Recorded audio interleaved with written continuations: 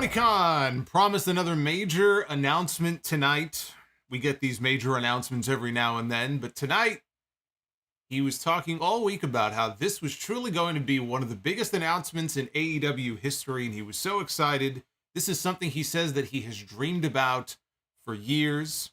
He said it would be a huge milestone for the company, something he has wanted to do ever since day number one. And they had the newest member of the AEW broadcast team, which is somebody that you may know. You may actually have recognized him since he was at the Supercard of Honor show just the other night. One Nigel McGuinness got the graphic, which means he is officially all elite. And it was Nigel McGuinness backstage, standing by with Tony Khan, who said that 5 years ago, before AEW was founded, Cody Rhodes, the Young Bucks, and Kenny Omega put on a show called All In, which was the biggest independent wrestling show of all time. And to break the news, he brought in Adam Cole, who made the announcement that on Sunday, August 27th, from London, England, AEW is going to go all in from Wembley Stadium. So there it is. We've been wondering, what could this announcement be, right? We were kind of talking about it on the show the other week, and I said it could be the big London announcement because Tony Khan was just on a podcast only, 2 weeks ago, I think, saying that he was going to have a very big announcement on the London front to make very soon. He was telling people, just hang tight. It's coming very, very soon, and he's very, very excited. And so that is what the announcement was tonight. This is going to be AEW's first stadium show ever in front of actual people. If you do not count Stadium Stampede, which was in front of exactly no people. So we don't count that. But this is going to be their first stadium show. Wembley Stadium can fit up to 90,000 people. Wembley Stadium is a massive building. This is not, some small domed stadium that fits maybe 30,000, 40,000. Tony's talked about wanting to run Craven Cottage over there in the UK, which I believe fits about 25,000. I had just assumed that whenever they finally make their way over there, Craven Cottage would probably be the first place that they would end up. I wasn't expecting Wembley Stadium. That was not the announcement that I was expecting. So now we'll have to wait and see how many people they open the stadium for. Even WWE, when they run stadium shows outside of maybe WrestleMania, they don't open the stadiums completely. They were in a stadium for SummerSlam. They've done stadium shows for the Royal Rumble. Sometimes they'll open it for maybe 40,000. And then if tickets are moving well, they'll expand it to 45, maybe 50. I assume that is exactly what AEW is going to do. So we'll have to wait and see exactly how many people they open it up for. But like I said, Wembley is a massive stadium, and AEW does big ratings over there on ITV. I think they're on one of the ITV stations, maybe ITV4. I'm sure some of our UK listeners will be able to chime in on that. But they do very good numbers over there. In fact, I think they do better numbers than WWE. I know at one time they did. I don't know at this exact moment if that is still the case. But certainly at one point in the not too distant past, AEW was beating WWE in the numbers over there in the UK. So they are very popular over there in that part of the world. But the one thing that I take away from all of this, and no, people saying, are they going to sell out? Of course they're not going to sell out. They're not going to sell out. But that does not mean they will not go over there and do a massive audience. But here's the one thing when I heard about this news that I said, to me, it's all but the official confirmation.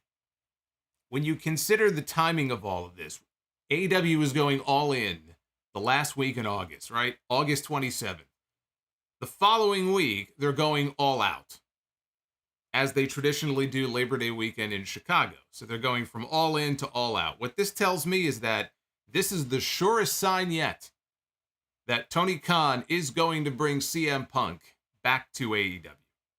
Because I think Tony Khan wants to, and I know this, he has to load that show up as much as possible with as many big matches and as many big attractions as he possibly can. You have these two shows back to back. All Out traditionally is one of their biggest shows of the year. It was marred this past year But traditionally, All Out is one of their bigger shows. There's been talk of them in the Chicago market moving out of the smaller building and into the United Center.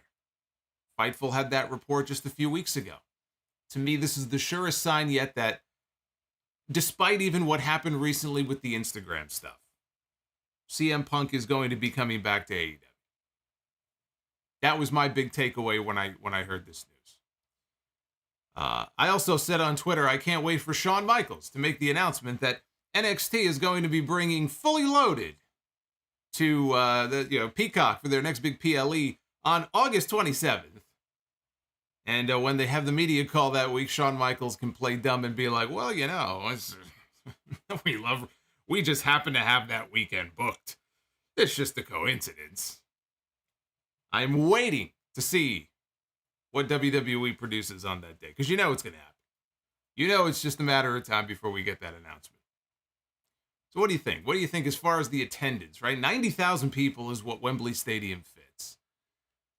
And they're not going to open up the entire stadium, nor would they ever fill it. But their first stadium show, big market like the UK, it's early yet. We don't know any of the matches on the card. But if I had to venture a guess, do I think that AEW could get 50,000 people in Wembley Stadium? I don't know about 50. I'm iffy on 50. Do I think they could do 30 to 40? I do. First time in that market, do I think they could do 40,000 people in Wembley Stadium? I do. 50,000, I'm a little less sure about. But I do think they could be in that range somewhere. Again, this is a company that's been around for 4 years now. They've never made their way to that side of the pond overseas. They've never made their way over there. They have a big fan base. There's going to be a lot of people flying in for that show from all over the world. And with the right card and the right star power on that card, I think they could do big numbers. But anybody thinking they're going to sell out Wembley Stadium, no. 40-ish, maybe 50, I think that's more realistic. And that would be a tremendous number. To get 50,000 people in Wembley Stadium for an AEW show would be a huge accomplishment. Because there is no other wrestling company in the world, other than WWE, that can do that right now. Even in Japan, New Japan, they're getting 30,000 people in the Tokyo Dome, right? There's no other professional wrestling company in the world outside of the biggest one that could put that number of people in Wembley Stadium. This is a chance for Tony Khan to go in there and prove that he can do it too. So that was a big announcement tonight. Certainly bigger than announcing the release date for the video game or, which I'm convinced, again, GTA 6 will be out before Wait Forever is. But yes, Nigel McGuinness, All Elite. But Nigel McGuinness is not the only man who is All Elite. This man is All Elite as well. Switchblade Jay White has arrived in AEW. Now, Jay White has made a couple of appearances before. In fact, he was on the Forbidden Door pay-per-view last June. So this is not his first time on AEW television, but it was all about where is he going to land. Excalibur on commentary called him the hottest free agent in professional wrestling. I was convinced that Jay White was WWE bound. And I believe that Jay White believed he was likely WWE bound. Now, I don't know exactly when the deal was consummated. I'm sure we'll find out in the days ahead. Perhaps I'm wrong. But I can tell you one thing. If this was a last-minute deal that Tony Khan put the final touches on in the last 24 to 48 hours, that show on Monday should have been enough of a reason for Jay White to run to AEW as quickly as he possibly could. Because if Jay White was still a free agent at the beginning of this week and had not yet put pen to paper, I don't see how he could possibly see what happened on Monday night and hear about the news coming out of Monday night and could think that his future was in good hands in WWE. So I was actually kind of looking forward to seeing him go there because I thought, well, in AEW, he may just kind of get lost in the shuffle as so many others have done. And that could still very well happen. Jay White could still get lost in the shuffle. Jay White could end up being one of these people who we see once every few weeks.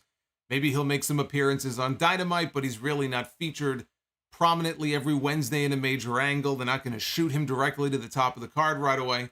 Could very well happen. That was the thing I was most concerned about in the first place and why I was hoping he would go to WWE. But a lot has changed. And now WWE is the last fucking place that I want to see Jay White go to. So without even knowing exactly how things are going to turn out on the AEW end, he made the right call. Absolutely the right decision for Jay White to go to AEW. When I heard his music and I saw him come out tonight, the first feeling I had was relief. I was relieved for the man. I wasn't sure if he had already signed something and was sitting at home watching what happened and reading all the websites going, fuck, what the hell have I done? He's in much better hands with Tony Khan than he would ever be with Vince McMahon. So I was very happy to see Jay White on this show tonight. FTR was in the main event on the show. FTR coming into tonight had agreed to put their AEW careers on the line. If they did not win the AEW Tag Team titles from the Guns, they were prepared to walk away for good from AEW. So they got the main event spot tonight. The question coming into the show was, is it going to be top guys out or top guys in? And now we have our answer. It is top guys in, because FTR are once again AEW World Tag Team Champions. They won the titles in the main event tonight on Dynamite. It was also MJF Day on Long Island, but every day is MJF Day on Long Island. You know, the Dynamite after WrestleMania was a hell of a lot better than the Raw after WrestleMania. It was kind of nice to watch, you know, a 2-hour show tonight and not feel like I wasted 2 hours or 3 hours of my life that I can never get back. So yes, I can confidently sit here and tell you that the Dynamite after WrestleMania felt more like a Raw after Mania than the actual Raw after Mania. Stepping on a rusty nail barefoot would be a more pleasurable experience than watching that show that I saw on Monday night. So this was a relief. I couldn't wait for Dynamite to come on the air tonight. Anyway, this is your AEW Dynamite review for Wednesday. I feel better now that I got that off my chest. Wednesday, April 5th, 2023. I am the Solomonster. You know what sign I saw in the crowd tonight? Poor guy. Poor Cody Rhodes. The butt of everybody's jokes. Look at that. LMAO Cody.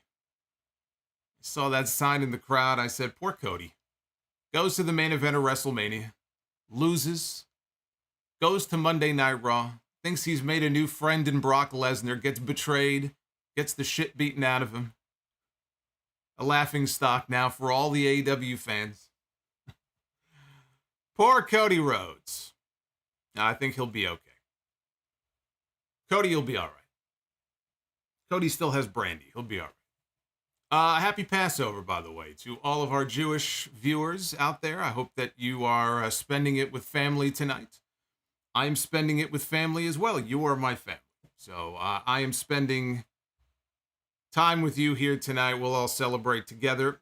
Subscribe if you have not already done so. Hit the like button. 500 likes is the goal tonight for Be the Booker. I don't know where we are right now because I don't have the number on screen in front of me, but you guys can keep me posted in the chat. 500 is the goal. Super chats are open.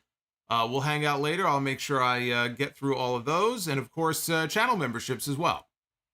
Channel memberships are open as well for the Green World Order. GWO. You can become a channel member.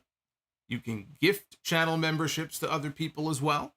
Can't pick them, but you can certainly randomly gift them if you would like to do so. And you get some perks and some spiffy emojis as well. So I thank everybody who does so. I appreciate it.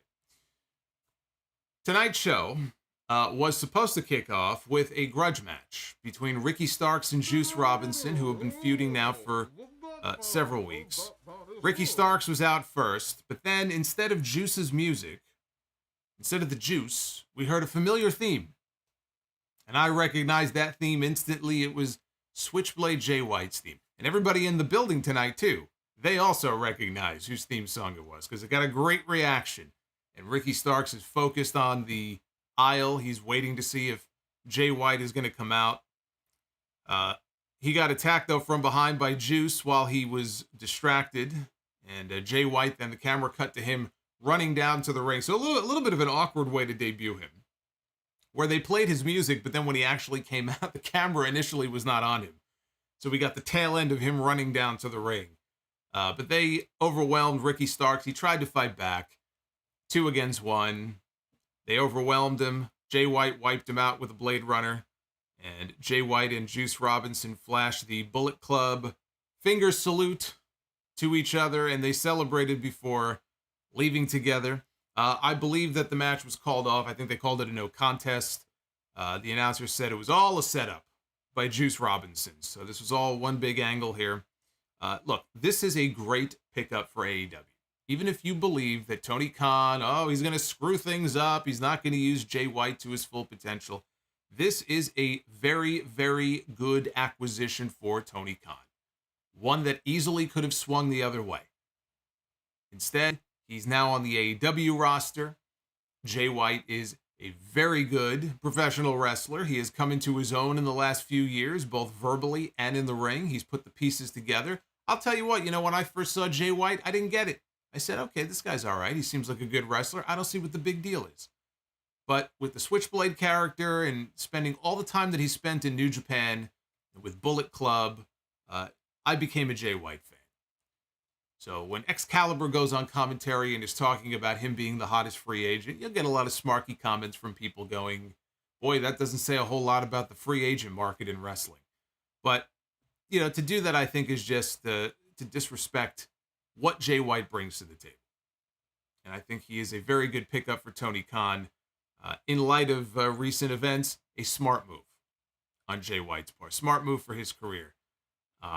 What is interesting, though, is that when he came out on commentary, they acknowledged him as part of Bullet Club.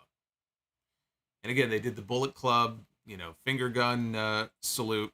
They were basically talking about him as if he was still a part of Bullet Club, even though he was kicked out of Bullet Club. And not only was he kicked out of Bullet Club when he lost all those matches where he couldn't wrestle in Japan anymore, but he was kicked out by David Finlay, who happens to be former tag team partners with Juice Robinson. They were FinJuice. So that's kind of interesting. I don't know if maybe they're going to form their own offshoot of Bullet Club, or if we're just supposed to forget about everything that happened. I don't know. But I thought that was a little odd, but great pickup for Tony Khan. Now we got a video package for Adam Cole's return last week. And Chris Jericho was interviewed backstage by Tony Schiavone. Said that he was happy to see Adam Cole back. He was happy to see Adam Cole back from injury, work his way back. But he took issue with Cole's celebration with streamers and his girlfriend, Britt Baker. He said he got the girl, he got the streamers. Meanwhile, Daniel Garcia is laying in the ring through all of this, and he said Cole punked him out. Jericho said that it showed a lack of respect, according to Chris Jericho. This caused Keith Lee, who, and this is not new, I mean, it's been this way for a while now if you've seen him on Rampage, but for those who don't know, for those who have not seen Keith Lee recently, because he was gone for a while, Keith Lee has stopped dyeing his hair. So he looks 20 years older. So now not only does he sound like a college professor, he looks like one too. He called Jericho a poster child for disrespect. He said that he's had wars with Adam Cole before. There's a mutual respect between the two of them. And then he leaned in close to Jericho and said that he would teach him a thing or two about respect next week in Milwaukee. And he walked off, and Jericho was speechless. He made a funny face. He had no response, and he walked off. First time ever match. I can get behind that. Keith Lee and Chris Jericho. I like the match. Not one that we've ever seen before. I would expect a Swerve Strickland appearance. Swerve is actually going to be on Rampage this Friday. Apparently, he's going to have some kind of big announcement of his own that he's going to be making on Friday night. We had the House of Black defending their AEW World Trios titles here tonight on this show against Orange Cassidy and Best Friends. And they were on Long Island, and so was Trent's mom, Sue. We haven't seen Sue in a while. Sue drove all three of them into the arena in her minivan, and and Trent got a kiss from Mom on his way to the ring. Late in the match, there was a standoff in the ring between Malachi Black and Orange Cassidy after each of them missed their finishers. They had a standoff. Cassidy tried his little weak shin kicks. Black dropped him. OC responded with a Stun Dog Millionaire as they showed a shot of Anna Jay watching backstage. She was keeping a close eye on Julia Hart, who she called out on Rampage this past Friday. Beretta connected with a perfect pile driver on Matthews and Black. When it came to Brody King, though, Brody King's a big boy. It's not as easy to pick him up. Couldn't get him up at first. It took a Chuck Taylor pump knee and an Orange Cassidy orange punch, and then finally Trent was able to get the pile driver on Brody for a close near fall. Buddy Matthews ended up pinning Chuck Taylor after a curb stomp to retain the titles. I thought this was fun. I thought that everybody here had a chance to shine. I'm happy that we're getting to see more of the House of Black on TV. That was my biggest gripe about how Tony Khan was using them before. We rarely had a chance to see them outside of the spooky vignettes that would run for 30 seconds. We really weren't getting a lot of ring time from these guys. I would still like to see Malachi Black in more singles matches. I hate the fact that he is just restricted to trios and nothing else. And I really wish that they would break him out a little bit more. Really, all three of those guys, but Malachi in particular. I would like to, at some point soon, I understand now they're the trios champs, but at some point in the not too distant future, I would like to see Tony Khan start utilizing him in more singles matches. Maybe even have a singles program with somebody. So even though not all of these trios matches have any kind of story behind them, it's usually just kind of a one-time thing and then it's on to the next. At least we're getting to see more of these guys on TV, so that's a plus. Excalibur threw it to a video of Christian Cage. This was the first that we've seen of Christian since he lost the final burial match at the most recent pay-per-view at Revolution. So in the back, Christian was standing in the hallway. There was a red light in the background, and out of the shadows walked Luchasaurus Black. And Christian, I was thinking of a different burial. No, I'm just kidding. Christian never said a word. They just kind of mean mugged the camera and walked off, and that was the end of the segment. So Luchasaurus and Christian are still going to be together. We haven't seen Luchasaurus in a while. I think he may have been hurt. I don't recall exactly why he disappeared from television, but I believe it was after the loss to Jungle Boy. We have not seen him since. We had Jamie Hayter against Riho for the AEW World Women's Championship. I was very curious to see this match because Jamie Hayter goes in there and she smashes people, and Riho is 98 pounds soaking wet.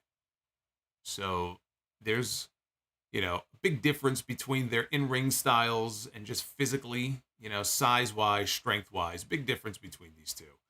You have to suspend your disbelief when Riho is in there. I was going to say with an opponent bigger than her, but most opponents are bigger than her.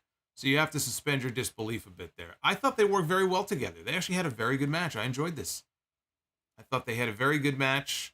The story early on was Riho using her speed to try to frustrate Jamie Hayter. Hayter immediately, right from the bell, tried to hit her finish. Riho was too quick, got a series of rapid-fire rolls and cradles and near falls. There was a spot where Jamie connected with a superplex, and she held on, and she wanted a brainbuster. Riho, though, countered into a nasty spike DDT. Hayter won a forearm battle. Both went up to the middle rope. Riho hit a springboard Hurricane Rana out of the corner, and the charging double knees. Hayter, though, got a foot on the rope when she tried for the pin. So Riho really wanted a dragon suplex. I believe she had hit at least one earlier in the match. She was trying for a dragon. Hayter, though, rolled through into the Haterade, which Riho kicked out of. And Hayter clobbered her with a second one and pinned her to retain the title. Like I said, really good stuff from these two, and they had the crowd with them the whole way. Right? Riho has her Rihos. The Riho regime, as I've called them before, she has her fans. People love Riho. It's kind of like the Orange Cassidy thing, right? There is a lot of hate for certain people on this roster, online from certain segments. Orange Cassidy gets a lot of shit, but the fact is, why does he get so much television time? Because he's over. Because he's over, and in the past, he has moved television ratings for certain segments for Tony Khan. People are into him. He always gets a reaction when he comes out. It's a similar thing with Riho. Riho is not over the way that Cassidy is, but when she comes out, people love her. People like her. So, anyway, I thought these two worked very well together, and Jamie Hayter has just become one of the must-see attractions for me on this show. You know, I pay attention to all these matches because I have to review the show, but when she's out there, I'm paying attention because she has become one of the stars of this program. Renee was in the back with the Outcasts, Saraya, Toni Storm, and Ruby Soho, who sarcastically congratulated Hayter in her successful title defense, but they told her not to get too comfortable because one of them is going to take that championship away from her. And when Renee pointed out, well, there's only one women's world title, it was Saraya who kind of played it off like, we'll cross that bridge when we get to it. And then they moved on to something else. Very interesting. Already a little tease there of some potential dissension coming in the ranks of the Outcasts when the time comes to figure out who's the one who's going to get the shot, unless they just do a four-way. But I'm sure that was meant to be a tease for something.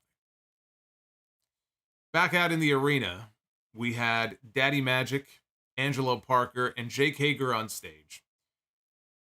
And we had Menard asking if we wanted to know what makes his nipples hard. I really don't. He was interrupted by the Acclaimed and Billy Gunn. See, tonight we were supposed to find out whether or not the Acclaimed were going to join the Jericho Appreciation Society. Because, of course, the Jericho Appreciation Society doesn't have enough members. The one thing they need more of, they need more people. And so they've been doing this minor angle, like on Rampage, where Angelo Parker and Matt Menard have been trying to recruit them. They threw a dinner for them. They took them to a sports game last week. So they were waiting for their answer tonight. So here comes the Acclaimed and Billy Gunn. Max Caster wrapped down to he was going down to the ring, even though they were still on the ramp. He's walking down to the ring, and he said, it feels good to be back on Long Island, and Jericho is full of more shit than George Santos. Parker then said, cut their music. He goes, get back over here. Come over here. So they're all on the ramp now. And he said, look, it sounds like you want to fight together. So he said that he went and got them a match on Rampage, the four of them, because everybody loves the Jericho Appreciation Acclaimed Society. And he said, now scissor me, Daddy Magic. Billy Gunn put a stop to this and said, wait a minute. He goes, no. He said, scissoring should only be done by the professionals. And he scissored Anthony Bowens to end the segment. Look, they wanted to get the Acclaimed an entrance here on this show on Long Island. That's why this was done. They did it because they also wanted to set up a match for Rampage on Friday. Even if you don't watch Rampage, right? They have to set matches up for the show. Everybody got to cheer for the Acclaimed. It was quick, it was harmless, and that's all it was. Moving on. We got highlights of MJF getting the key to the town of Oyster Bay yesterday. There was an official ceremony in the town of Oyster Bay. MJF was given the key, and he made a little speech, and he was doing media interviews. So we come back live to the arena. And Justin Roberts introduces musician Mike Rogers and his band on stage. And he is conducting as the band begins to play. Justin Roberts then introduced MJF, who walked out in a white tuxedo on stage. He said, tonight we were all here to celebrate MJF Day in the most magical place in the world, Long Island, New York. He said, it's so magical when it rains pennies from heaven. And he told the band to hit it, and he sang Pennies from Heaven by Louis Prima. And not for nothing, he was actually pretty fucking good at it, too. Is there anything this man cannot do? Yes, Brock in the chat. Yes, he looked like a member of the Rat Pack. He did. That's actually a very good point. He looked like a member of the Rat Pack. So he's singing his song. There was a saxophone player. As he was singing, MJF walked up to this guy on sax who clearly was nervous. He was hitting some high notes there. You could tell he was nervous. So MJF danced on down to the ring to bring the song home. Justin Roberts introduced the when he was done. Justin Roberts why can't I say that word? I keep saying interviewed. Introduced the town supervisor. There we go. The town supervisor of Oyster Bay, who basically, what is a town supervisor? He's like the mayor. Okay, that's basically what he is. Joseph Saladino, who was greeted at this podium by raucous boos from this crowd here tonight. They are not a fan of Mr. Saladino. He called MJF the pride of Long Island, so it is his distinct honor and privilege to present him with the key to Long Island, the highest honor that he can bestow. And he declared April 5th as MJF Day in the town of Oyster Bay.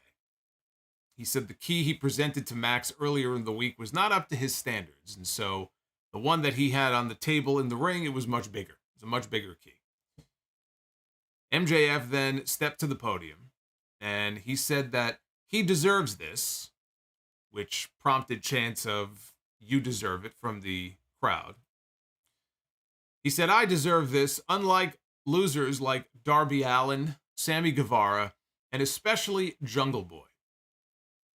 He said, "The only thing Jungle Boy is ever going to have is a girlfriend with a wandering eye and a tiny little penis." He wanted to share with us a little story about his time as a child in Long Island, New York. So here we go again. We're going back in time. We're getting another life story here from MJF. He said that when he was a kid, and still to this day, he suffered from a learning disability called attention deficit disorder. And some people in the crowd began to clap. And so MJF said, "Yeah, let's clap for ADD." And sure enough, the crowd basically gave ADD a standing ovation. The crowd started the first ADD chant in wrestling history. He said no matter how hard he would try to focus in school, it wasn't happening for him.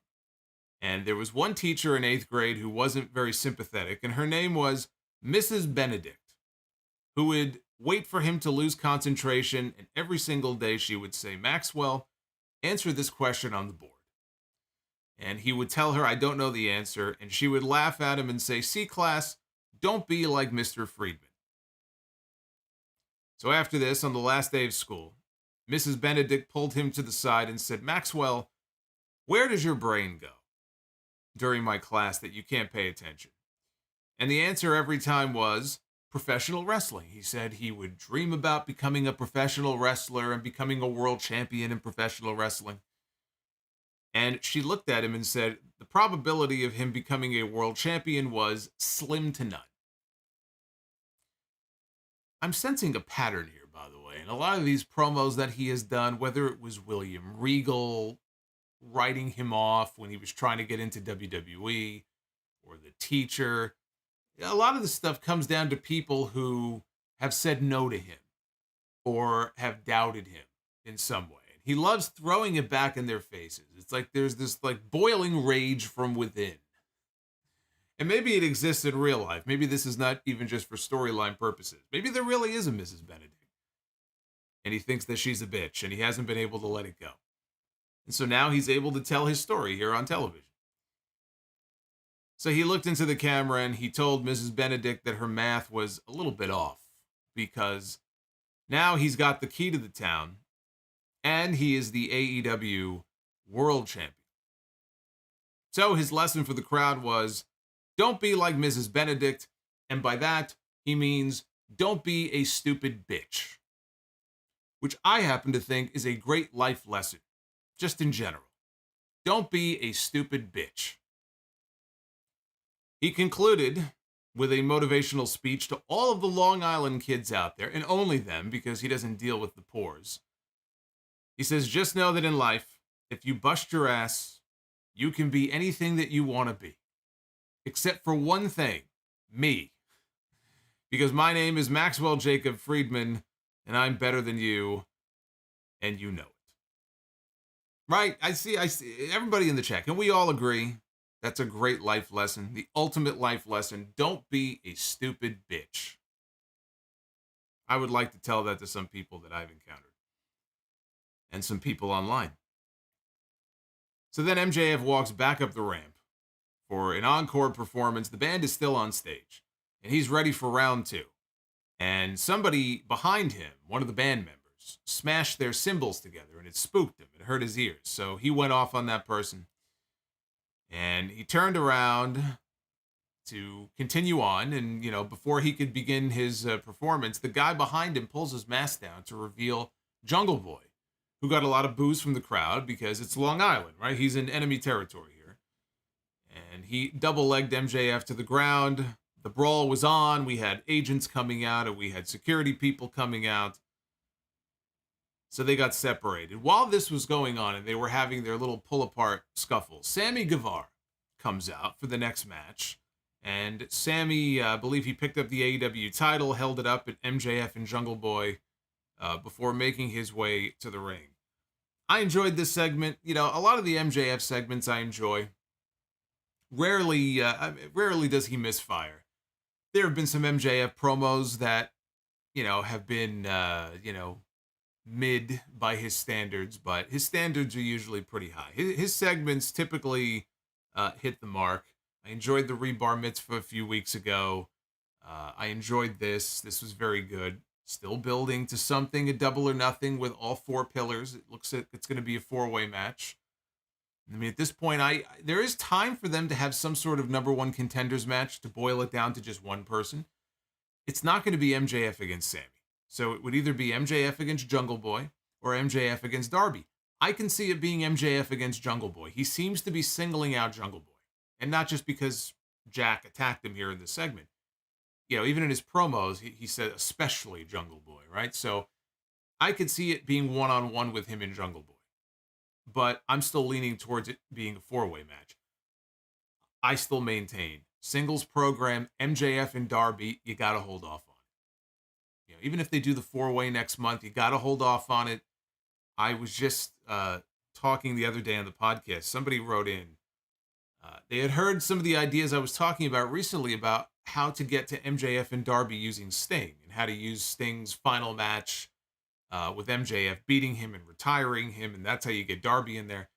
And Daniel wrote into the podcast to kind of piggyback off that idea, and I love the idea that he came up with, which is, assuming this is going to be Sting's final year, and he has said that this is going to be it for him by the end of the year, you have a situation where Darby has to go through the usual trials that MJF likes to put people through, and he's just torturing this guy, right? Darby loves to take abuse and punishment. So Darby is going through all these horrible things. And then the final trial that he has to overcome if he wants a shot at the championship is a match with his mentor. Sting is the final trial. And if he beats Sting, Sting has to retire. But if Sting beats Darby, he gets the shot instead. And it's this great, we were talking about, it's this great idea. And you can have this great in-ring segment with Sting and Darby and passionate promo segment. And Sting basically, says, look, this could be my last shot here. So I want you to go in there and give me everything you got because I'm going to do the same with you. And it's just this great television match that you can build to, where MJF, the scumbag that he is forcing Darby to make a choice. He's forcing him to retire his mentor in order to get a shot at the championship. I love the idea of that. So I would hate to see them go one-on-one now. I think that would be a mistake. I think you want to save that for later in the year because I think Darby could be the one. Whether it's the end of this year, whether it's Revolution next year, Darby is on the short list of people at this moment who I would consider being the one to beat MJF and take the AEW World title. I would have Darby on that list, and I would have a Ricky Starks on that list. We're not talking about this until much, much later on, but I would hate to see them go one-on-one this soon. I think that would be a mistake. So we had Sammy Guevara one-on-one against Komander. Komander had an insane sprint with Vikingo on the Ring of Honor Supercard of Honor show last Friday, if you missed it. If you're not into that sort of thing, it was a lot of spots. It was a spot fest. There was a lot of spots, a lot of dives, a lot of crazy shit that I have never seen before. But again, I know that's not for everybody. But Komander, let me tell you something about Komander. Because I didn't know anything about Komander until the first time I saw him on Dynamite in that Face of the Revolution ladder match. I'd heard the name, I had never seen a match of his. And he impressed me in that match. But he was one of 6 people in that match, right? So we only saw him in limited doses. I saw him then at Supercard of Honor, and he blew me away. I saw him here in this match, and I've never seen anybody walk the ropes with the sort of balance and precision that he does. And then, of course, he does the big dive or 450 or whatever it is that he does off the ropes, but he makes it look effortless. And I'm just waiting for, I don't want to see him fall and hurt himself, but I'm just waiting for him to like trip and fall and lose his balance, and it just doesn't happen. And it's like, he is an amazing performer. So this was a fun match. I very much enjoyed this. Sammy also, obviously Sammy, we know what he can do. Guevara is very good. He kept Komander grounded. We saw Jungle Boy watching backstage in the middle of the match. And he had security behind him just to make sure that he didn't run out there and get involved. So Komander fought back with a springboard Poison Rana. Walked the ropes. He walked the ropes like 3 or 4 different times in this match. But he walked the ropes. Huge dive on the outside. Inside, Komander tried another shooting star press. Guevara, though, moved. And so Komander hit a springboard Phoenix Splash for 2. He then tried the rope walk shooting star for a 3rd time. Guevara got his knees up. Went to the well one too many times. Sammy missed the GTH as he was placed in the ropes until Komander tried another rope walk. This time, Sammy hit a cutter halfway through. So picture it. With Komander on the ropes coming off, Sammy caught him on the way down with a cutter. GTH connects. Guevara gets the pin. Darby Allin then is shown up in the rafters, just like his daddy, up in the rafters, watching. Tony Schiavone got in the ring to interview Sammy. And he questioned what the hell we just saw in that MJF segment before this match. He said that, what was this, American Idol, he said. Guevara said that he had MJF beat when they wrestled. This was back, I think, in 2021. They had a match. I believe he was referring to the match in Daly's place. That might have been, I'm wondering if that was the match I'm thinking of where they did that spot that really pissed me off. The middle rope tombstone. That might have been the same match where MJF gave him a tombstone from the middle rope and didn't win the match with it. I think Sammy kicked out. I know he didn't win the match with it. That really irritated the shit out of me. So that might be the match he's referring to. But he said he had MJF beat when they wrestled. Shawn Spears, though, got involved, and he's the one who beat him, not MJF. He said MJF's pillar in AEW was built by others, and he's almost jealous of it. He said MJF sold his soul to be a pillar, something he would never do, and he said that he is not going to stop until he is the AEW World Champion. Again, Komander is an incredible performer. One too many rope walks did him in here in this match. But again, they're trying to give each of these potential contenders some time on television, not just to work matches, but to talk and cut promos. Here it was Sammy. Another week it'll be Darby. We've seen Jungle Boy involved on TV with MJF. So we still have, what do we have, 7 weeks? Something like that, I think, until Double or Nothing. They're going to have a lot of time to kill. MJF traditionally makes people run the gauntlet, right? He throws obstacles in their way. He throws giant boulders in their way. So what is he going to do as far as these 3 men? Are each of these 3 going to have to go through certain trials? That would be one way to kill television time between now and the end of May. Right now, we're just in the early phases of this where everybody is cutting promos, but they're going to have to come up with something more than that. We had Hook against Ethan Page for the FTW Championship. Matt Hardy, if you have been paying attention, and I know some of you haven't because this has been one of the least, to me anyway, least interesting programs on these television shows. but he's a member of the firm with Stokely Hathaway, who I don't believe was there. And it seems like he's been trying to destroy the firm from within because he doesn't want to have anything to do with these people anymore. So he had convinced Ethan Page that he should be challenging Hook for the FTW title. And Matt Hardy was at ringside with Ethan Page for this match.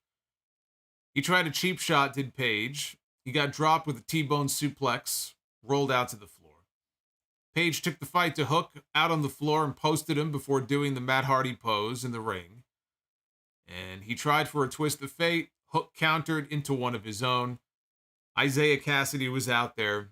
He was running distraction long enough for Matt to have a tug of war with the FTW title and Ethan Page. And then Hardy ripped the title away. He clocked Ethan Page in the head with it, who went backwards into Hook's clutches. He locked on Red Rum, and Hook got the submission win.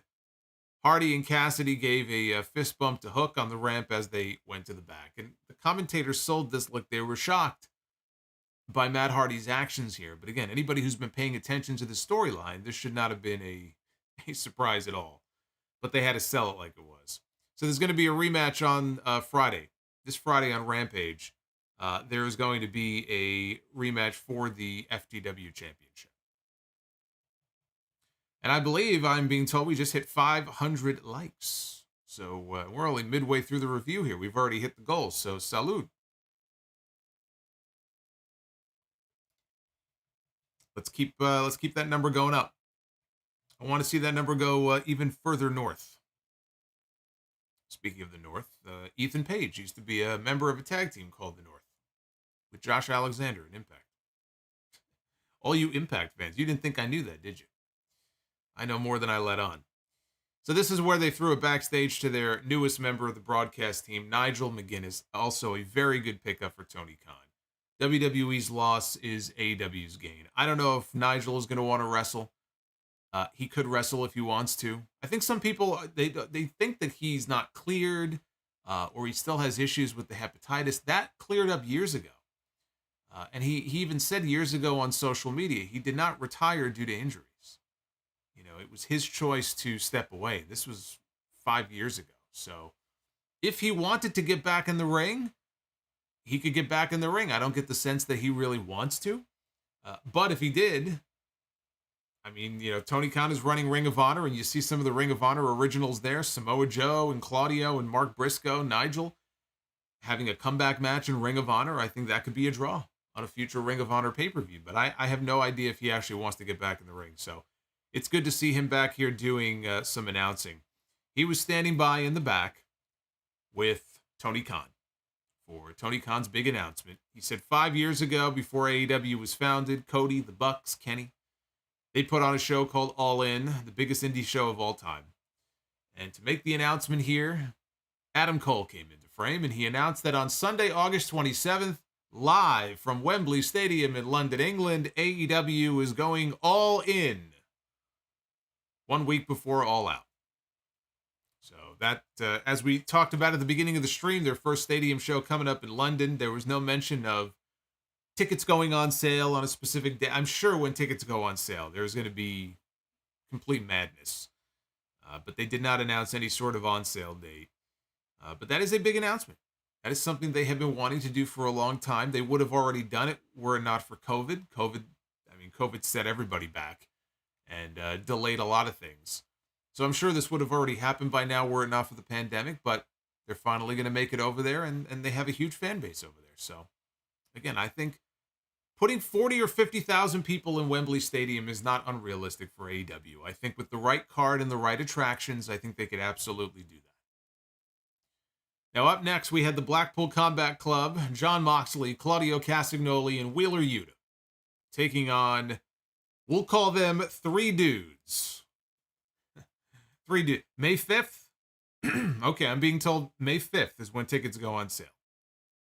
See? Look at this. See, I'm being told May 5th by all these people who are already counting down the days probably until tickets go on sale.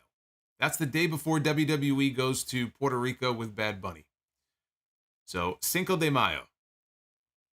They did announce the date. Okay, Cinco de Mayo is when tickets go on sale. So if you want to be a part of the show, there you go.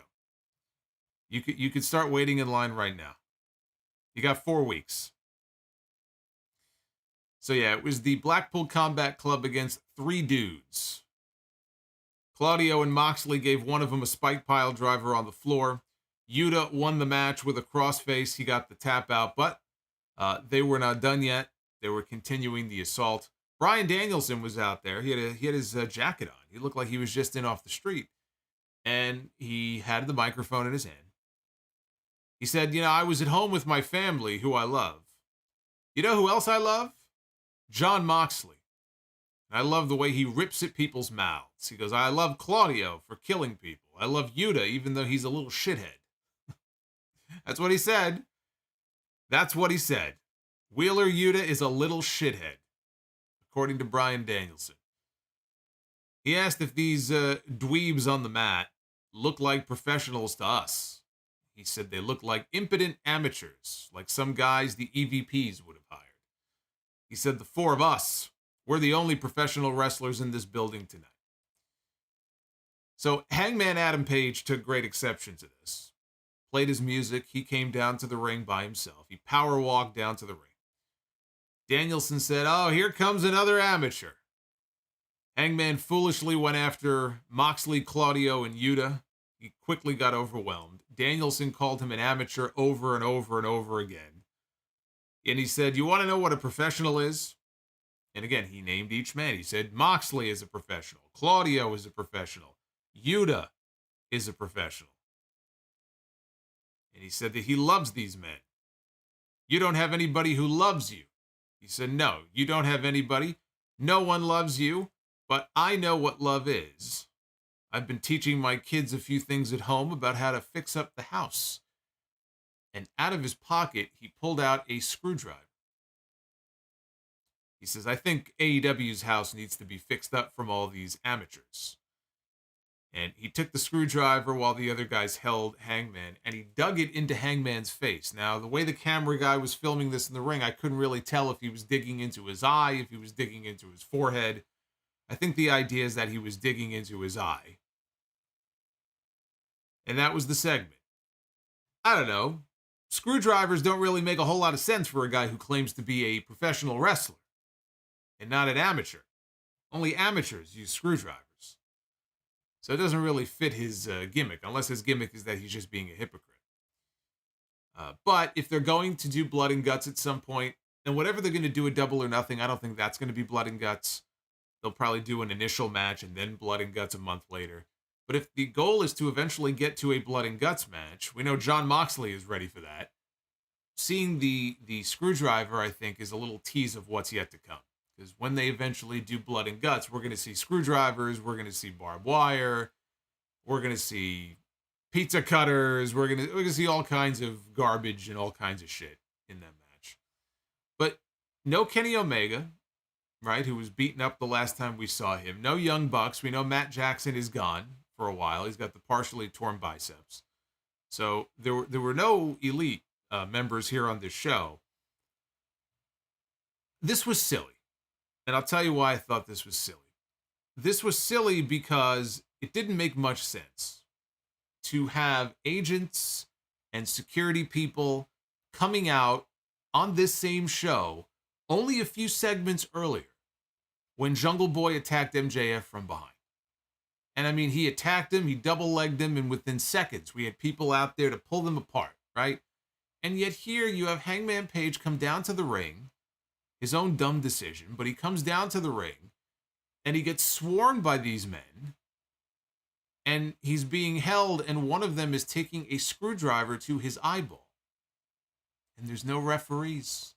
There's no agents. There's no security people. Bryan Danielson was shooting when he said that nobody gives a shit about Hangman Page. Why are there people running out in segment 4 and there's nobody running out to help this man in segment 7? I thought that was pretty silly. And also, what an idiot Hangman Page is for running out there 4-on-1 with no weapon to defend himself. He just gets in the ring, and of course, he got the hell beaten out of him because he's a moron. So anyway, I like the Blackpool Combat Club as heels, though. I'm all in on them being heels. I'm a fan of the turn. I'm a fan of heel Bryan Danielson. I just thought that this was silly. And look, if you're going to point out, as many people do, if you're going to point out things that don't make sense on other shows, you got to point them out on this show too, even if people don't like it. That didn't make a lot of sense. The main event of this show, the AEW World Tag Team Championships. The Guns defending their titles against FTR. We have FTR Hair and FTR Bald going after the titles. If they do not win the titles, they can't win by countout. They can't win by disqualification because then they don't win the titles. If they don't win the belts, they're gone. They have to retire from AEW. That is the stipulation that Dax Harwood pitched, and that was accepted.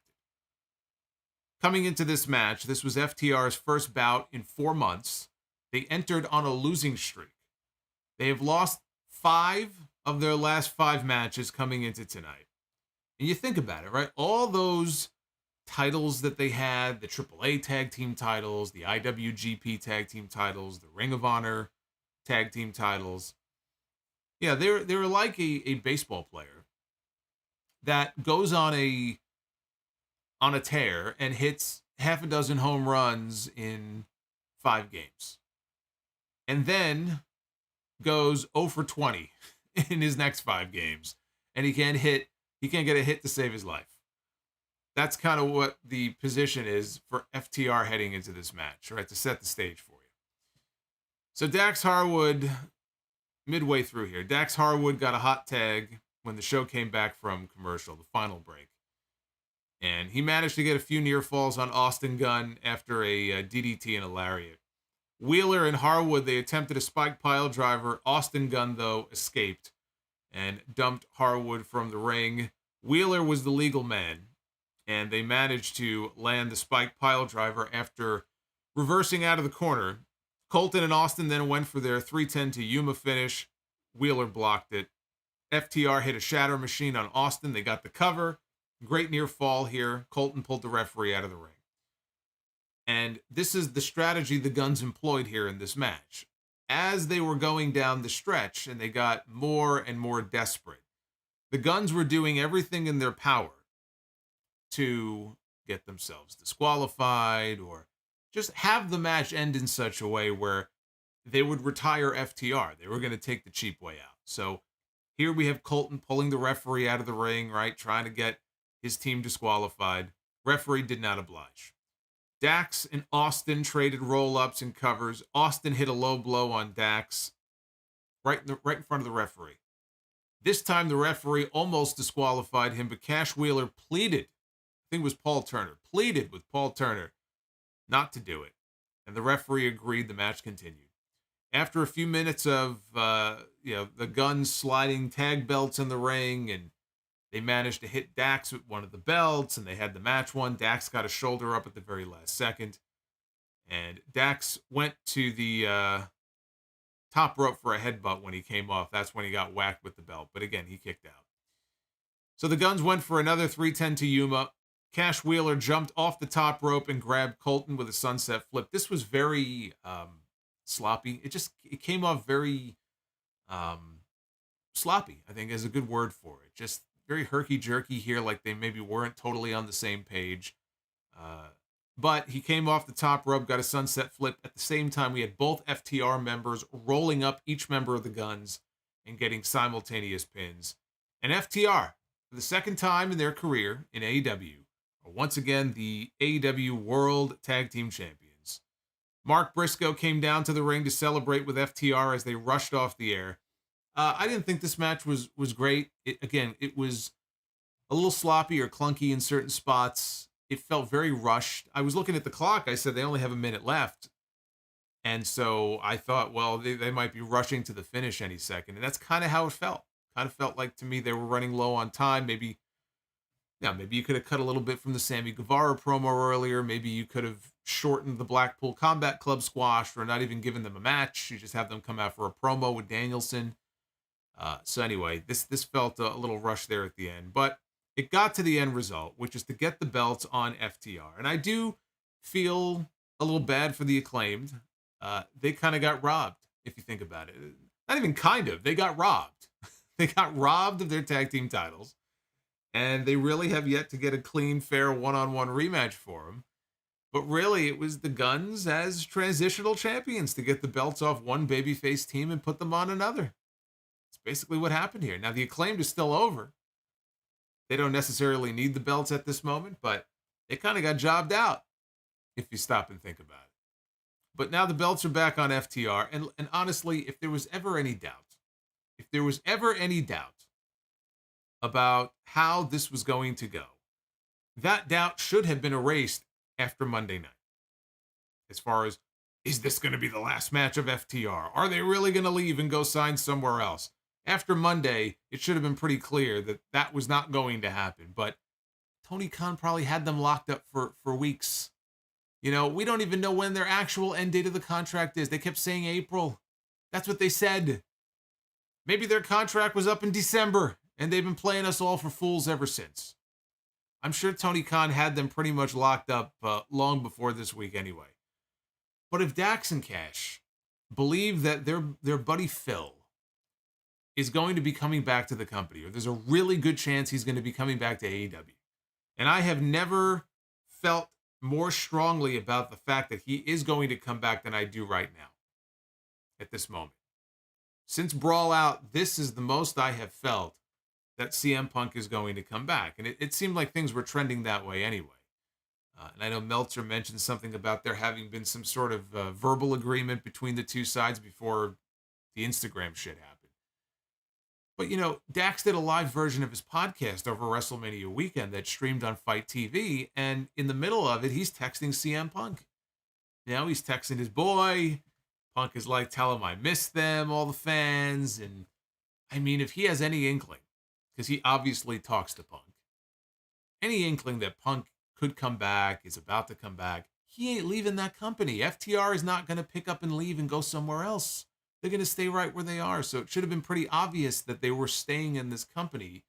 And therefore, once they made the stipulation, it would have been pretty obvious who was going to go over in this match. But it was the right call. You know, the Guns are fine. I kind of get a mild kick out of the Guns.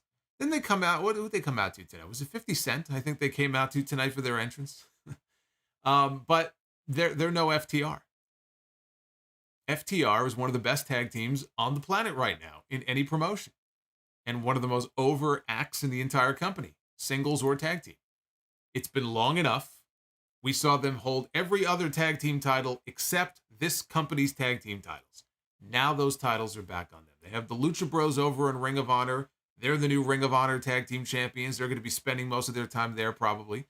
And FTR now has the AEW tag belt. So it feels like all is right now with the world here in this company. And the AEW roster is better off for having them there.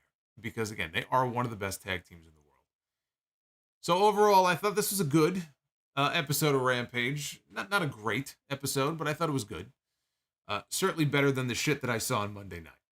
This was a nice palate cleanse. I have not watched NXT yet. I'm going to watch NXT tomorrow probably. So I can't comment on NXT. But certainly after what I saw Monday night, this was a good palate cleanser. So Rampage this Friday has Julia Hart going one-on-one with Anna Jay. Hook is going to defend his FTW title one more time against Ethan Page. The Acclaimed, Matt Menard, and Angelo Parker are going to be in 8-man tag team action. Swerve Strickland is going to make a major announcement. And Darby Allin is going to be taking on Lee Moriarty. Now, they're also doing the next Battle of the Belts on Friday. Orange Cassidy defends the international title against Dralistico. Jade Cargill takes on Billy Starks with a Z for the TBS title. Lucha Bros defend the Ring of Honor tag team titles against QT Marshall and Powerhouse Hobbs. What a tag team. What a tag team that is. QT Marshall and Powerhouse Hobbs, the TNT champion, are for some reason wrestling for the Ring of Honor tag team titles. Okay. Here's the Twitter poll. 78% of you have given this show a thumbs up rating. 12.7% thumbs in the middle, 9.3% thumbs down. That is with nearly 1,500 votes in. At Solomonster. I wonder what that Raw poll is, actually. I wonder if the poll has changed much from the way it was on Monday. Let's see. This was the Raw poll from Monday night. Almost 5,000 votes. 7% thumbs up. What did the AEW poll get? 9% thumbs down. 7% thumbs up. 82% thumbs down for Raw Monday night. That's with 5,000 votes in almost. You see quite a difference here between these two polls. That is quite the difference, if I do say so myself.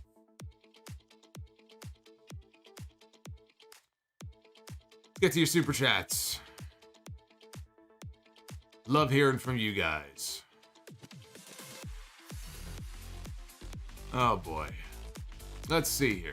By the way, am I the only one on Twitter who has a dog now? A dog head is the logo instead of a bird? What the hell is that? Thought they got hacked. Is Elon finding new ways to fuck up the platform now? Probably. Crypto and Poker says FTR losing leaves for a little return with CM at the pay-per-view. Well, FTR did not lose. They are the tag team champions. Shin, thank you for the $2. We've got Naughty Delicious Chicken with Flavor. Despite my criticism towards AEW, I restarted watching the product again, only on one condition. I mute the TV while it is on, and then I rewatch it. I say bring back CM Punk, but with a reconstructed contract, the top talent don't have to work with him. Punk can put Darby and Hobbs over. The Mount Vernon Kid, Christopher Bennett with the $10 super chat. I just wanted to drop respect.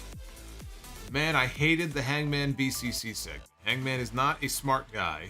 Why didn't he have a weapon? Plus, no one came out to help, not even security geeks. One love.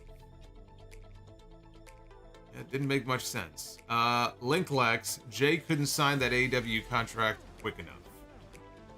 I'm very curious to see what the thought process was for him, because he lost those 2 matches in New Japan.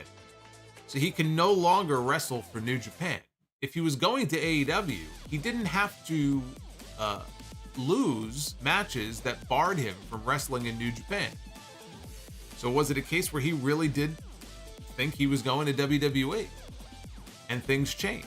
Because otherwise, him losing those matches with those stips doesn't really make a lot of sense. Brian Anthony Rivers, dead at the guns, coming out to many men. And 2, I will eat crow if AEW sells out Wembley. Nobody actually expects them to sell out Wembley. Now, they may sell out their allotment of tickets, depending on how many if they only put 35,000 tickets on sale or something like that, they could sell that out. But no, they're not going to sell out Wembley Stadium.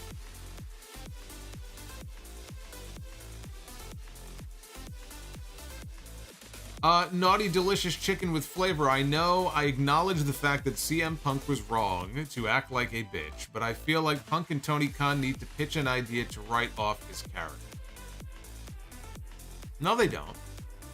You either bring him back to the company or you don't. You're gonna write off his character. I mean, this is not Impact Wrestling. If this was Impact Wrestling, they would have some sort of exorcism, and the demon would, possess his soul and drive a spike through his heart or some bullshit like that. They killed Eric Young. I think they killed Chelsea Green on the show. They literally kill people off on that show when they leave. This is not Impact. Either he comes back or he doesn't. One or the other. Nick Grasso with the 1999. I'm glad Jay White is all elite. Right choice, and I'm really looking forward to the show in London. I guess we see Jamie Hayter against Saraya at that show. Any comments on the Guevara family drama? No. Not right now. Maybe Sunday, but honestly, I don't even want to get into it. I think the whole thing is just sad.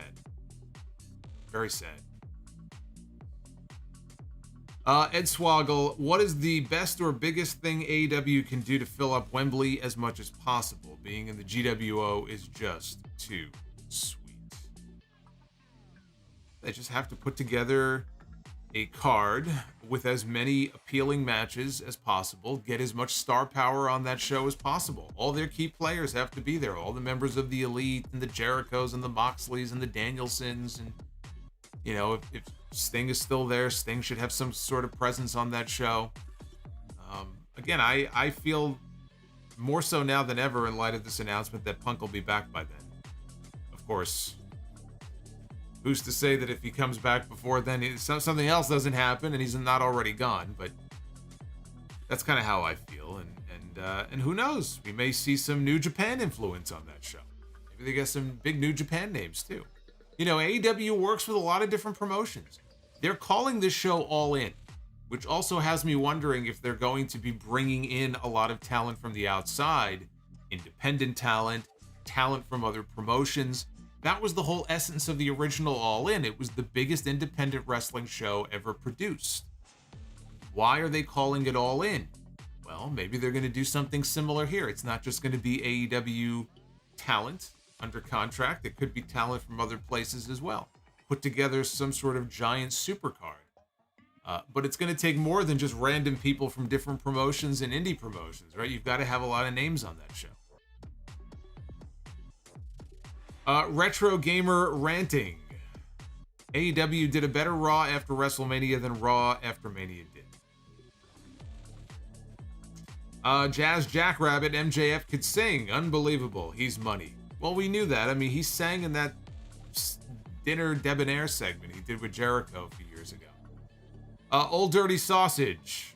$10 super chat. I already see people saying Punk is definitely coming back after that announcement, but I feel like it's going to take much more than Punk for this stadium. Punk is not going to fill the stadium. The point is, though, he is a star, and if Tony Khan feels he needs as many stars as possible to fill that stadium up, Punk would be somebody he would want to bring back. Right? Nobody is saying that CM Punk is going to sell out Wembley Stadium. CM Punk might sell out the United Center. CM Punk alone is not going to sell out Wembley Stadium.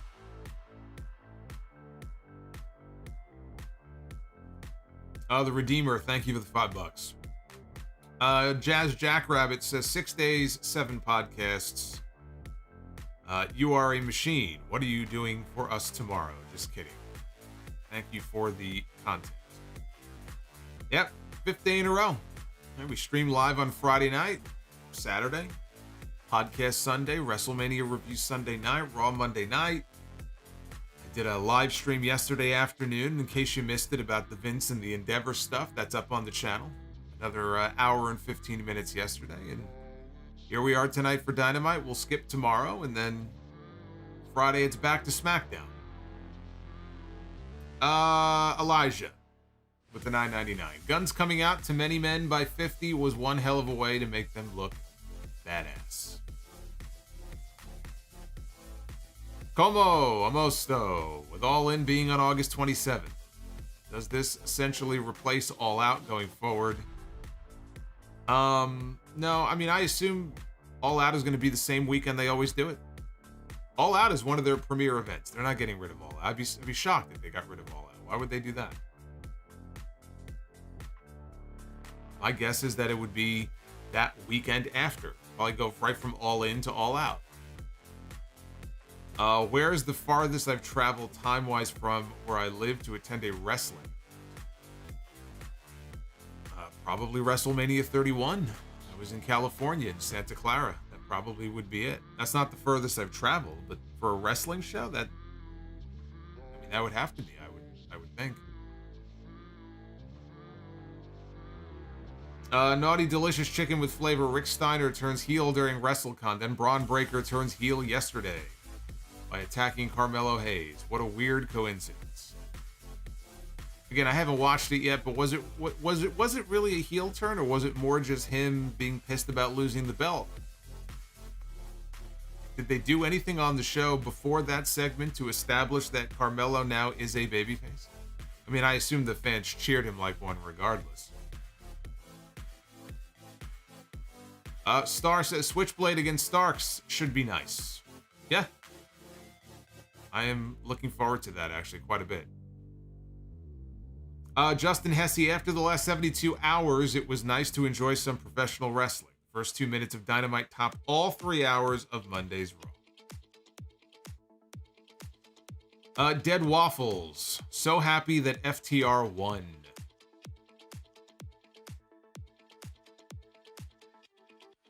Vins the Sphinx.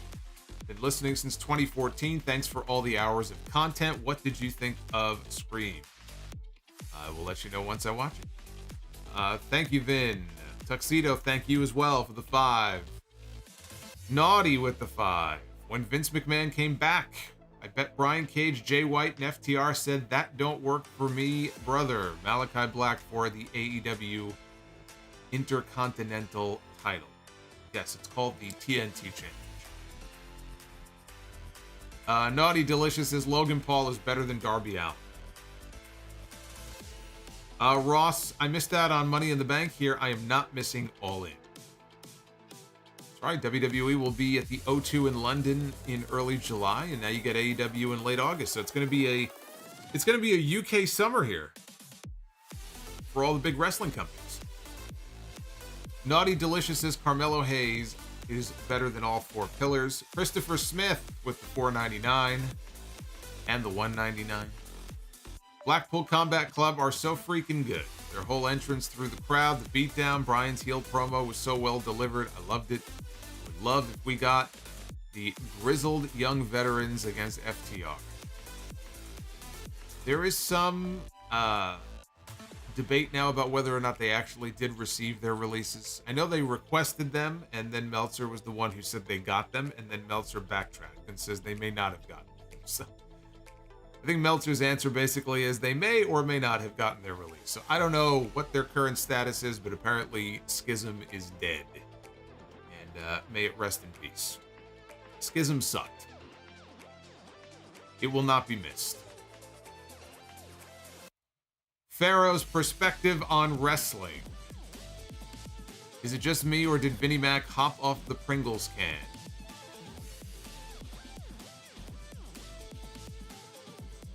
Joey Phillips. Compared to Raw, this was like brushing your teeth the day after a long night of drinking. Have experience with that, do we? Daniel Cabeza with the $5 super chat.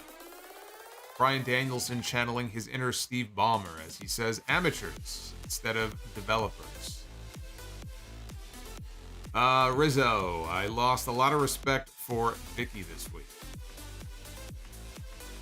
Yeah, that was, again, I don't want to get into it right now, but,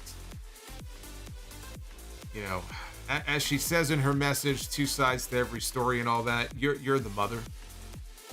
And, that was a pretty shitty way of responding publicly. So, yeah. I think a lot of people are looking at Vicky in a different light this week. Rizzo says, I wonder if Jay White was ever coming to WWE.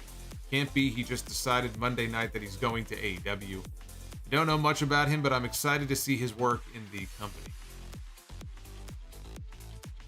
Joseph Brooks with a $9.99. Do you think Bobby Lashley is cooled off? And if so, how can WWE find a way to give him back that appeal that he had when he was US champ, or even that edge when he was the WWE champ?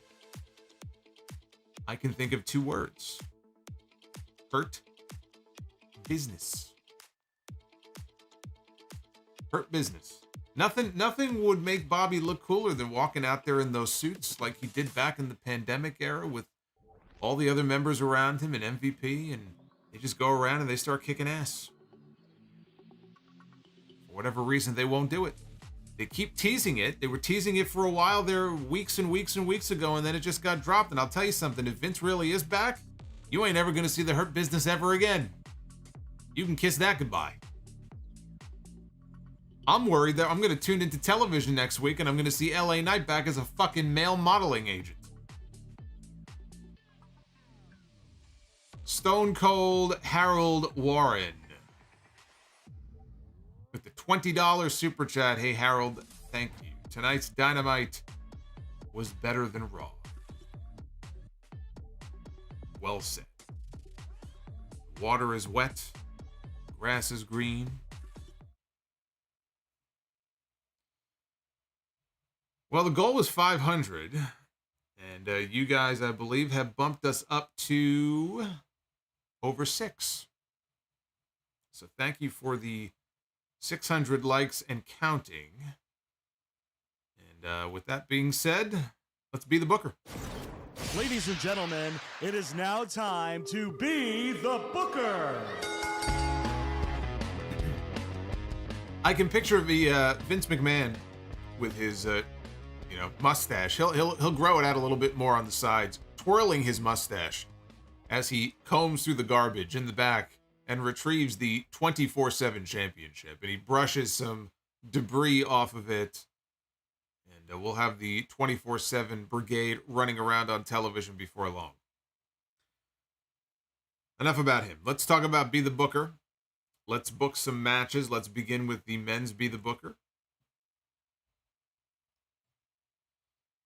And we begin with the 5-time WCW champion, Booker T. Be the Booker is named after Booker T.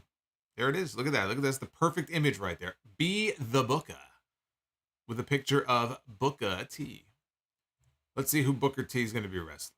Booker T used to be the King. We have King of the Ring coming up next month. Booker T going to go one-on-one with Dave Meltzer. Oh my God, it's Money Meltzer.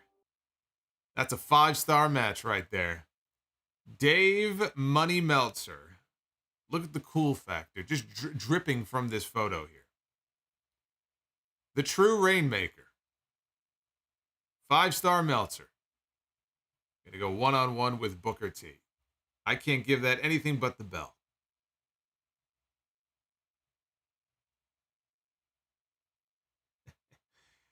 All right, let's pick a women's match here. Let's see. What do we got? We got Santina.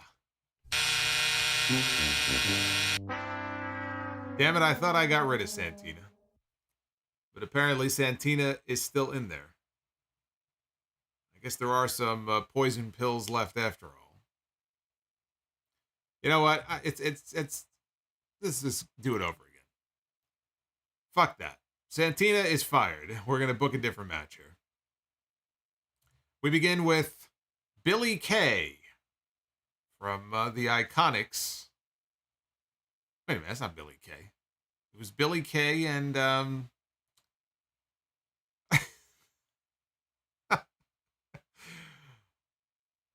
it's going to come to me. It's going to come to me one of these days. Help me out here. Somebody in the chat needs to... Peyton Royce. There, it's the tip of my tongue. Peyton Royce. There you go. How long have they been gone for? I think my brain is fried after this weekend. Peyton Royce.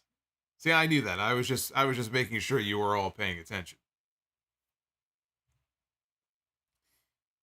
Peyton Royce. We go one-on-one with... I thought it was still going. It glitched out there for a second. Okay, so we got... I didn't know what was going on. I thought it was landing on Tegan Knox. So there it is. Alicia Fox, one-on-one with Peyton Royce. No matter which way you slice it, this was a fail with the ladies here in Be the Booker. An epic fail. All right, well, we got a lot of good tag teams in here. I like some tag team wrestling, right?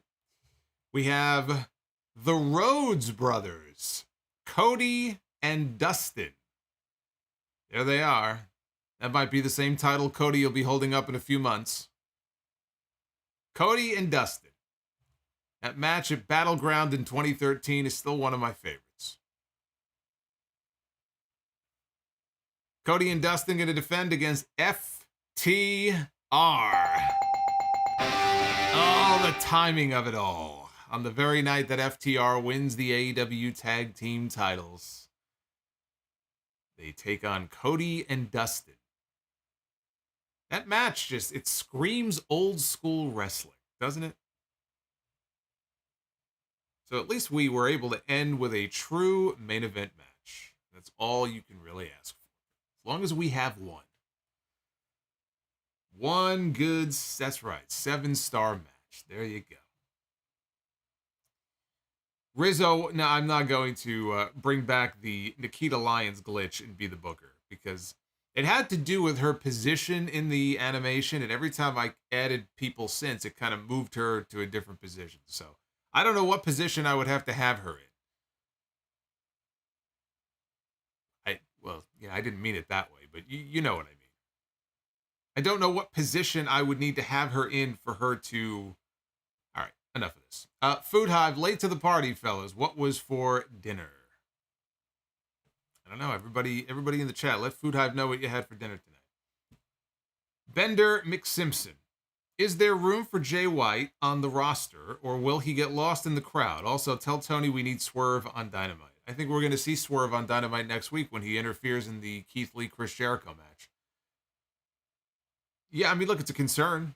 Jay White could very well get lost in the crowd. I still think he's better off where he is now than he would be in WWE, and it's amazing the difference only a few weeks can make. I would not have said that a few weeks ago, but that's how I feel now. So, to me, it's worth it for him to go there and take the chance. Naughty Delicious says Vince McMahon, Ted Turner, and Steve Harvey. Who has the better mustache? Well, Steve Harvey wears it better than they do. Vince McMahon with that mustache, he looks... I don't know how he can look at himself in the mirror and think that is that's a better look than however it was he looked before. Like, he woke up one morning and said, yeah, this mustache is a good look for me. It makes me look younger. It makes me look hip. It makes me look cool. Makes him look like an absolute maniac. Brian Cyrus, going to the UK is a big move. I'll be going, but once again, Tony Khan overhypes an announcement. He could have just tweeted it. Biggest announcement ever, LOL. But you will be going to the show. Turtlehead. Brian, thank you. You are going to have to compete with a lot of other people who are going to be trying to get tickets on May 5th. So good luck with that. Turtlehead says, please make sure all of my clients with me and Charlotte a happy greatness. What? I don't know what you're saying. Is April 5th Charlotte's birthday? Is that what you're trying to say in some weird language? Is today her birthday?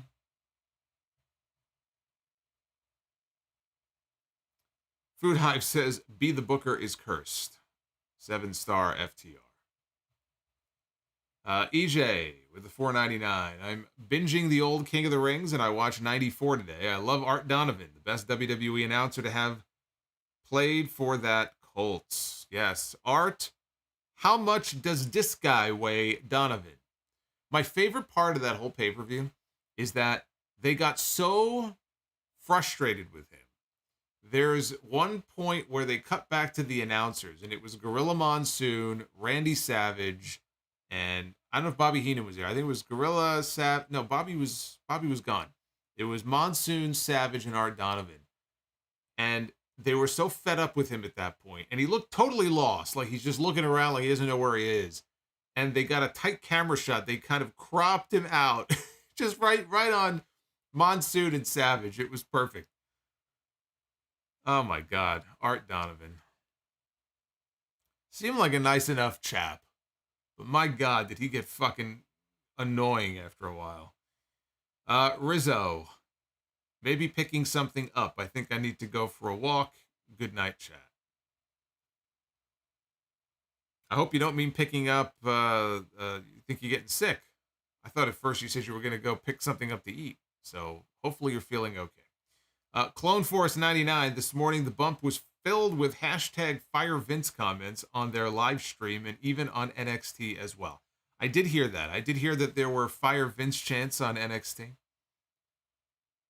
That will never happen, but it's nice to know that they're at least hearing the comments. Won't mean it a fucking thing, but good. Good. Steve's idea for a new wrestler name is Holland Oates. That'd be my new favorite wrestler. They already have a Holland, though. They have Ridge Holland. You can't have two Hollands. Can't have two Hollands on the roster.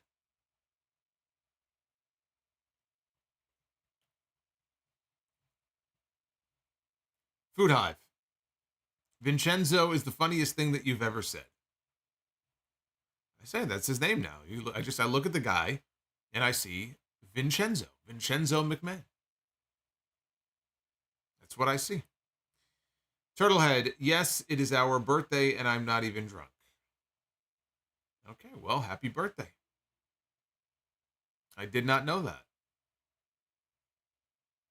Hashtag fire Solomonster. We can't have any of that now. I mean, that is just not going to happen.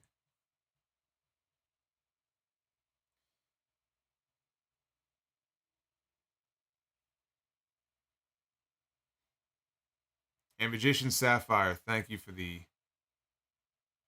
super chat. Where was the Dark Order during the Hangman segment? I guess they weren't there.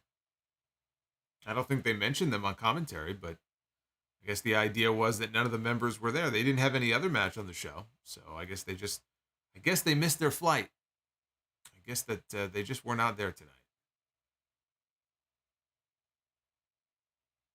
We'll see what goes down on SmackDown. Yeah, we'll see. All right. It doesn't matter what happens on SmackDown. It doesn't change the fact that you know who is back.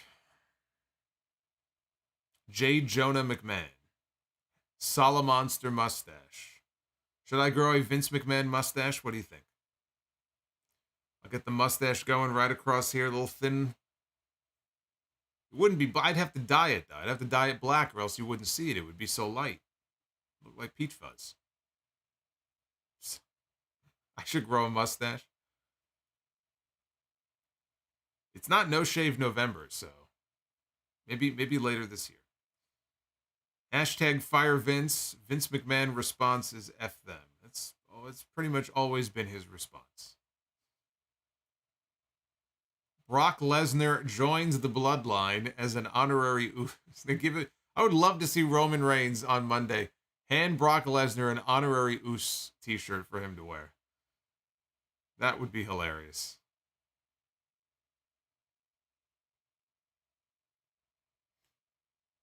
I don't think we've ever seen you with facial hair. You must have missed those some of those pandemic streams.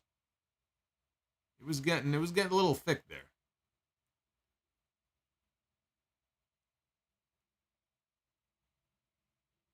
Sound Off Gamer this week. The first episode is up. Sound Off Gamer, first episode is up. It kind of got lost in the noise, I feel like, of WrestleMania week. But the first one is up on the channel, and I will be doing the second one soon. I wanted to do it a couple of days ago, but it's not looking good for this week. I'm hoping by the end of the weekend I can get around to it. I got so much going on here. It's crazy. The pandemic days hit us hard. Oh yeah. Oh yeah. Me and the mop on my head. Yeah, I remember those days. 16 weeks. 16 weeks without a haircut.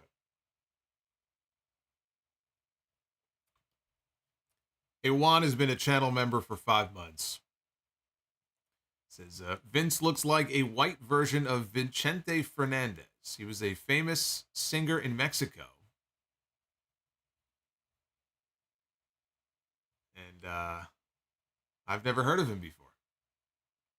So there you go. Vicente Fernandez. Or Vicente. Why am I saying Vicente? What the hell's wrong with me? Vicente. I got to tell you one quick thing and then we'll get out of here. So, Vikingo was announced, right? The big dream match a few weeks ago on Dynamite. And a friend of mine, he's a casual watcher. He used to watch wrestling a lot more. And he watches it casually now. And he calls me. And And he goes, is this guy any good? He had never seen a Vikingo match before. He goes, I saw that they're doing a big match on Dynamite this week, and I've never heard of this. I've never seen this guy before. Is he any good? And I'm like, yeah, actually, he's pretty incredible. And he goes, man, he goes, so what is it? I know Kenny Omega. Who is this Vikingo guy? I go, come again? I go, it's Vikingo. He goes, it's not Vikingo? I go, no. Oh, okay. So, yeah, apparently we saw Kenny Omega against Vikingo a few weeks ago. It's Vikingo. El Hijo del Vikingo. Marcus Metcalf, did you see Scream? Are you a Ghostface fan? I am a Ghostface fan. I have a Ghostface t-shirt. Maybe I'll bust it out for the SmackDown streak Friday night. But no, I have not gone to see any movies in a few years. I haven't been to a movie theater since probably 2018. So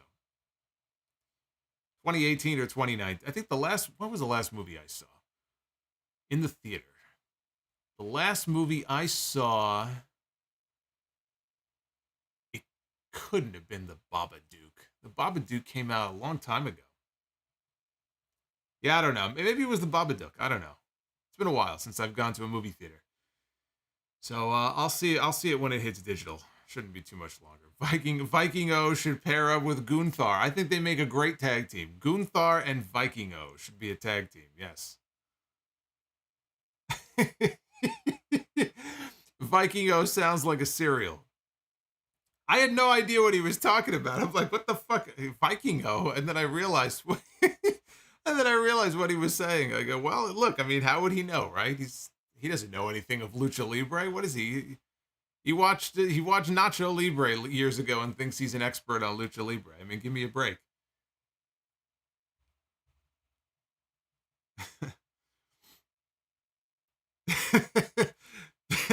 Vince McMahon is the Babadook. Oh, we got Naughty Delicious says Bald Vince or Mustache Man. Bald Vince was far more entertaining and far less destructive. Bald Vince with the do-rag strutting around, I'd take that any day of the week. Como says, don't know if you saw, but Enzo Amore, of all people, came to Vince's defense on Twitter when the hashtags were trending. Well, of course he would have. Justin, thank you for the $2. And Sam says, Vikingo is better than Lion-O.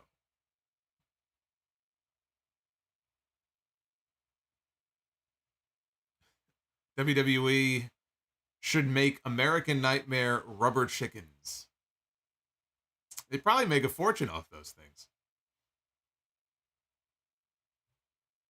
I didn't even see the rubber chicken, honestly, until after the fact on the second viewing. Because it was at the very end and I was wrapping up my notes so I can go live. I had like, almost 5,000 people that night. I'm getting ready to go live. And I heard about the rubber chicken the next day. It's the amazing Gunther. Oh, look who it is. It's like we spoke him into existence. Gunther, the Magnificent. All hail Gunther. All hail the mighty Gunther. Drew Johnson with the $50 super chat drop. Love it. Drew Johnson, thank you for the $50. I feel like Drew's been on vacation. He's been missing for a while. Drew's been away. He's been partying it up with the ladies in Aruba and Cancun and the Bahamas and St. Thomas and St. Croix, right? He's been hitting all the hot spots, all the different tropical destinations. I'm very jealous. Thank you, Drew. Dead Waffles, I'm happy that you're happy and you're having a good time. I hope you are more entertained than you were on Monday night. If I can at least entertain you more than that, then I've done my job. Tuxedo says, my neighbors are probably wondering what the fuck is going on over there. Come on, you gotta crank the Solomonster up. You gotta crank that shit up to max volume. I do my taxes. Yeah, I did my taxes. That's why I'm not in a good mood.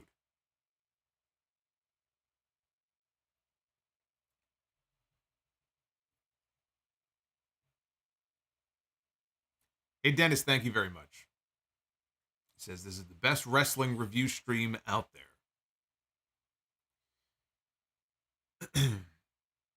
Bash, I'll see you on Friday. I'll be here for the SmackDown stream. Food Hive. Cody's name made it on every wrestling show. That's true, right? Cody was on WrestleMania. Cody was on Raw. Was Cody mentioned on NXT last night? Again, I didn't watch it yet. And then Cody was mentioned tonight. He even got a sign in the crowd. LMAO, Cody. Now we just need him on Impact this week.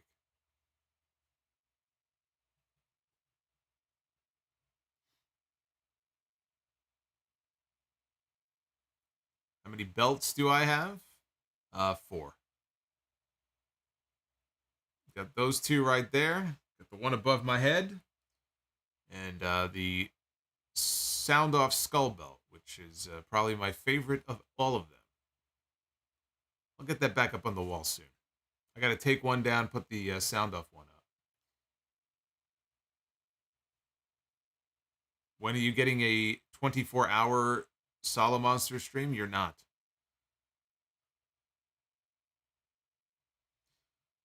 Sam says, why are all New York-based wrestling podcasters Mets fans? I'm pretty sure they're not. I don't know where you got that from. I mean, a lot of them probably are Mets fans. That's why they're so angry and miserable all the time. But we're not all Mets fans. Plenty of Yankee fans out there, right? Nobody's perfect.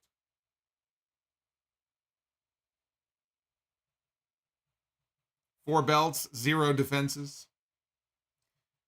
You haven't earned it. You got to go through the trials. Solomonster is going to run you through the trials if you want a shot at my titles.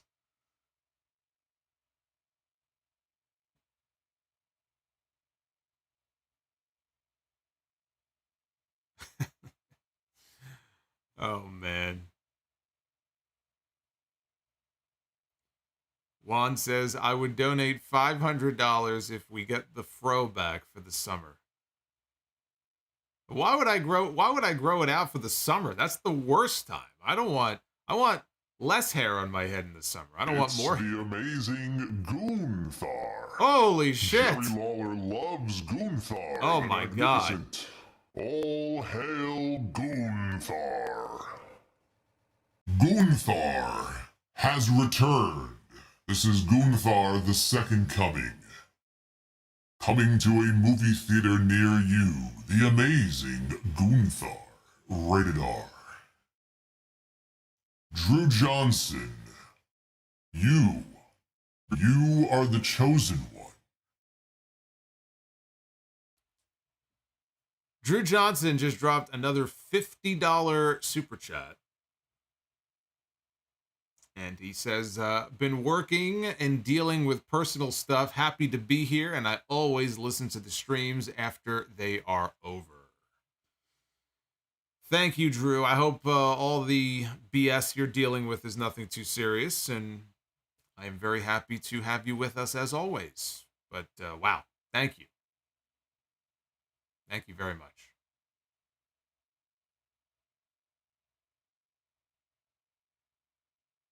Sound like Zordon from Power Rangers. Shin Super Kick Akuma, shout out to the GWO, and Chris from Pennsylvania. Yes, indeed. Shout out to Chris from PA. All right, well, this has been fun hanging out with you guys here after what I thought was a good episode of Dynamite. I enjoyed it, and we get to do it all over again on Friday night. We're going to break the streak. I've been live every day since Friday, but tomorrow will be a day off from that. And then Friday, we're back here live after SmackDown. And I certainly hope that the Friday show is a lot better than the show that we got on Monday. It'll automatically be better just because it's an hour shorter. So it can't possibly be any worse. But SmackDown has been the A show now for so long. And I would hate that SmackDown, goes into the shitter as well. Not sure if you know Solomonster, but you have to check out the video that PW Hustle made about you. If it's the clip that he tagged me in on Twitter, I think I saw it already. I told him, I said I thought it was brilliant. If it's the video I'm thinking of.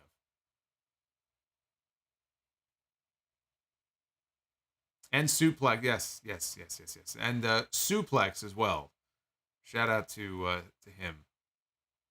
He did a funny video as well. A lot of talented people out there who make the magic happen on those videos. Brian Cyrus, do you plan on doing my GM mode eventually? Probably not. Maybe. I don't know. I've never really gotten into that mode. But right now I'm just focused on my rise. And then once I complete that or I get tired of that, we'll see. Maybe we'll move on to something else. I still haven't tried War Games. The War Games mode that they have in the game, I haven't tried it yet. I don't know if War Games pops up in my Rise mode. I hope it does. But I haven't played it yet, so I don't even know how that is. So Jay White showed up with no pop, says Todd. Clearly Todd was not watching Dynamite tonight. I don't know what show you were watching, Todd. I don't know if you had the volume on mute, maybe, or I don't know. Sound like you got a pop to me. So again, I have no idea what you're talking about. It's the amazing Gunther. Oh my God. Jerry Lawler loves Gunther the Magnificent. All hail Gunther. It's Drew. Drew Johnson with another $50 super chat. Oh my God. Drew, I love you, brother. Drew wants a Willow. Hey, look! It's Vincenzo! You fuck. Vincenzo McMahon just popped up on screen. Drew wants a Willow, so I'll give him one. Willow! Willow! Drew, thank you. My God. Drew with another $50 super chat. Drew is just, he's emptying the clip and then reloading and then just firing away again. Amazing. You like that, huh? You like that?